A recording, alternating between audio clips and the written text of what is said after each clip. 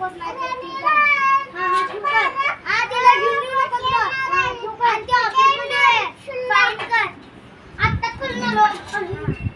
बरोबर ठेव ना. ठेव.